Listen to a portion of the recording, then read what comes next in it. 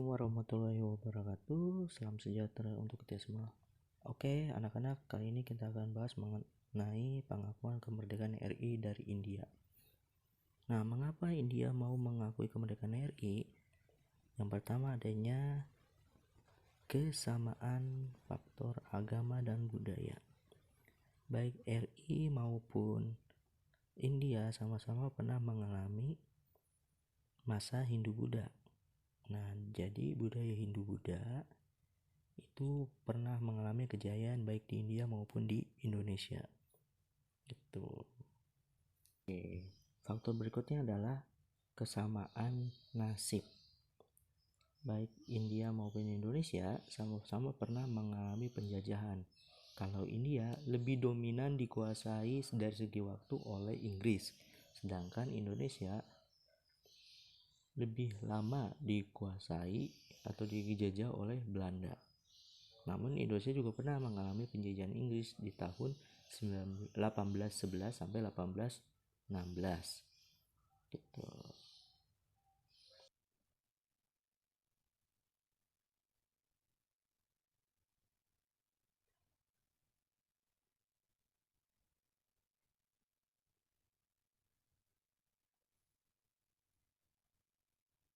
Kita beranjak ke faktor berikutnya adalah kedekatan pemimpin kedua negara, yaitu Jawaharlal Nehru dan Muhammad Hatta.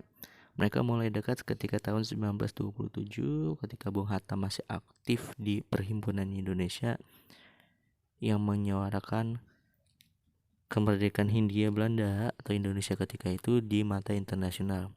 Dan di sanalah dia ketemu berbagai tokoh-tokoh perjuangan di Asia dan Afrika. Dia nanti bersahabat dengan Jawaharlal Nehru, Perdana Menteri India ketika tahun 1946 sampai 49. Tuh.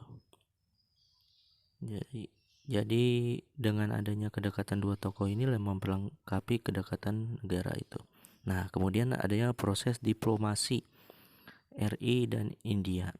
Ketika rakyat India mengalami krisis pangan, pemerintah RI berinisiatif melakukan diplomasi beras pada tahun 1946. Nah, Sultan Syahrir menawarkan gagasan itu kepada Perdana Menteri India Jawaharlal Nehru. Kemudian Jawaharlal Nehru meresponnya dengan positif. Pada tanggal 13 Mei 1946, Nehru bilang, "Wah, terima kasih, Bung." Kira-kira begitu. Kami akan sangat senang dengan penawaran tersebut. Gitu.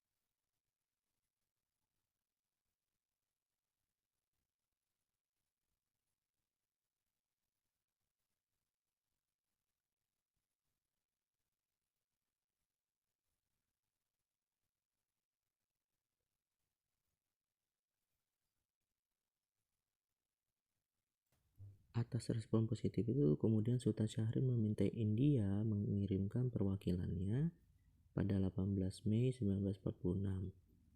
untuk apa? Membawa kapal pengangkut beras dari India ke Indonesia. Dari Indonesia ke India ya. Jadi kapal pengangkut beras itu nanti akan menampung beras yang diangkut dari Indonesia ke India. Karena Indonesia mengalami blokade ekonomi ya ketika itu. Jadi nggak bisa membawa kapalnya sendiri dari Indonesia ke India gitu. Nah, beras-beras itu dikirimkan dari pelabuhan-pelabuhan seperti Cirebon, Probolinggo, dan Banyuwangi pada tanggal 20 Agustus 1946.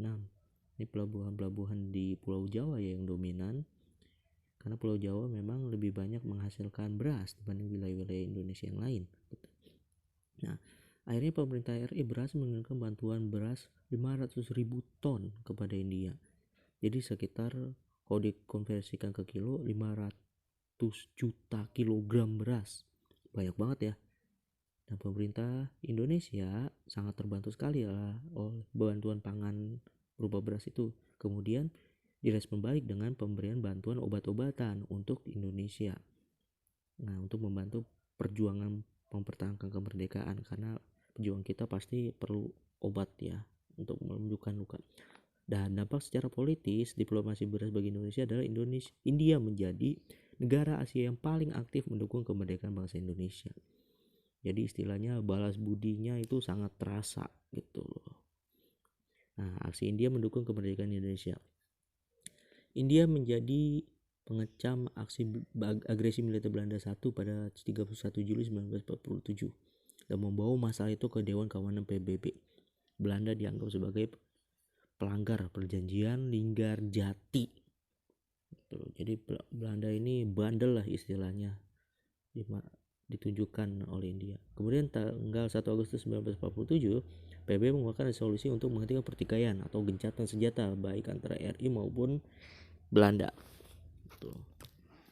Dan nanti direspon selanjutnya sekitar hampir 1 tahun lebih pada 20 sampai 25 Januari 1949 dilaksanakan konferensi Inter-Asia atau konferensi New Delhi, karena dilaksanakan di ibu kota India ya, New Delhi.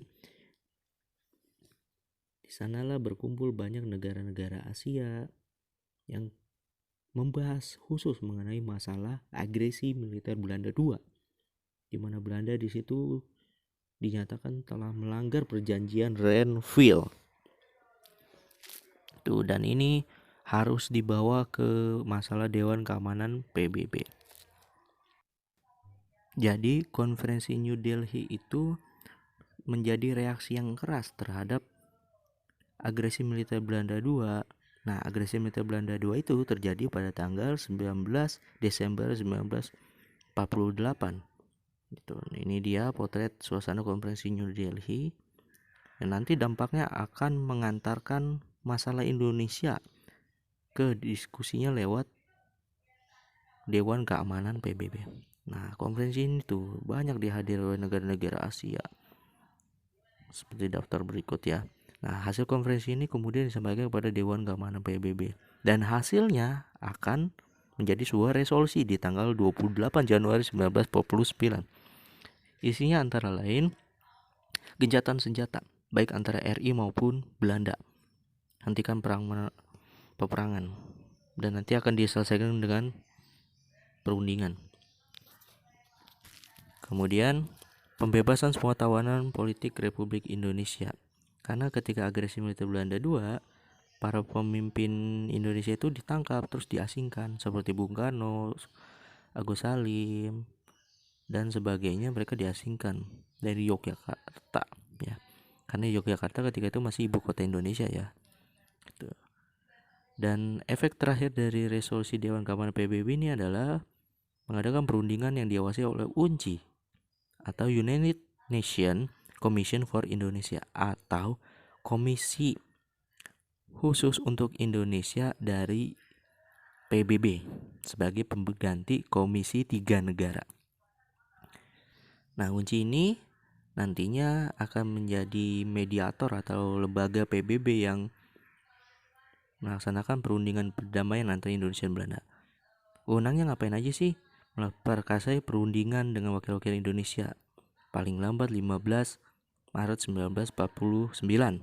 terus menyelenggarakan pemilu untuk memilih Majelis Konstituante pembuat undang-undang, dan penyerahan kedaulatan RIS paling lambat 1 Juli 1949.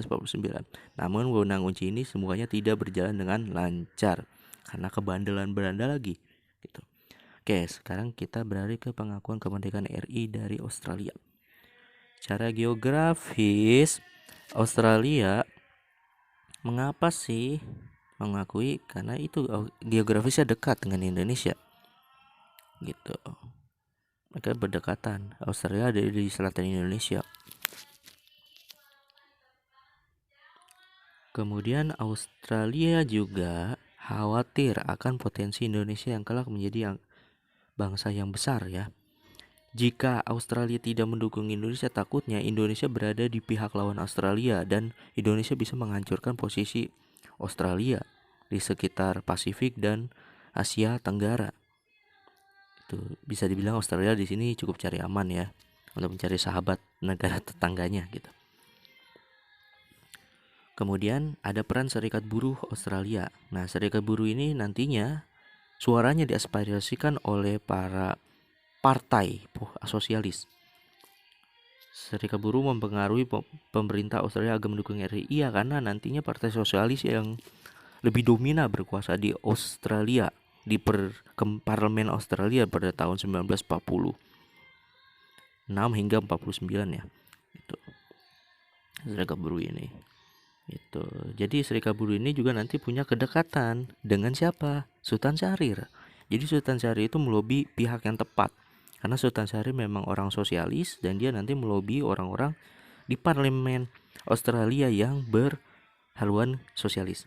Nah, bentuk dukungan rakyat Australia nih terhadap kemerdekaan Indonesia yaitu peristiwa Black Armada 24 September 1945.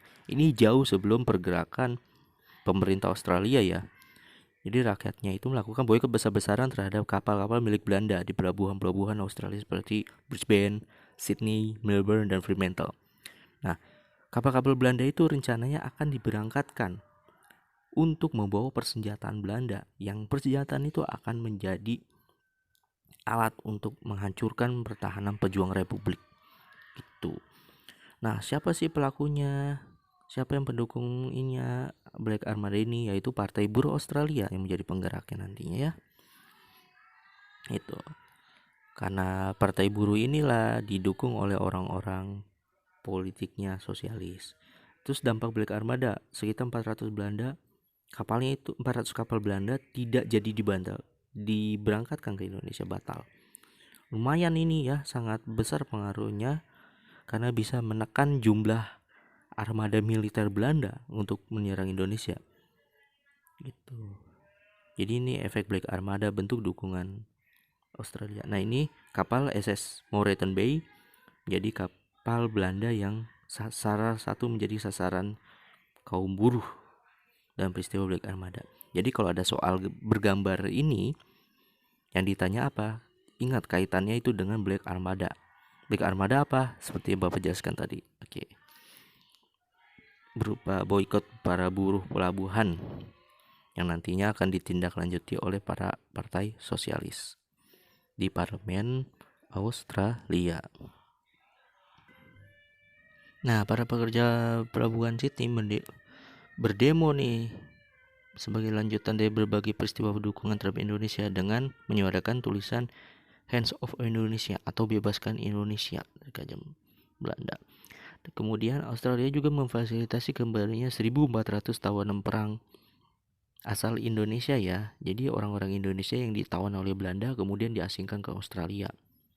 Kemudian mereka itu dikembalikan lagi ke Indonesia ya pada Oktober 1945. Selanjutnya pada tahun 1947, Australia juga menjadi perwakilan Indonesia dalam Komisi 3 Negara gitu dan mengirimkan diplomatnya yaitu Richard Kirby. Gitu. Dan sekian, terima kasih. Mohon maaf kalau ada kesalahan teknis maupun penyampaian. Semoga bermanfaat dan kalian bisa paham. Sampai jumpa di pertemuan berikutnya. Assalamualaikum warahmatullahi wabarakatuh. Salam salaman. Dadah.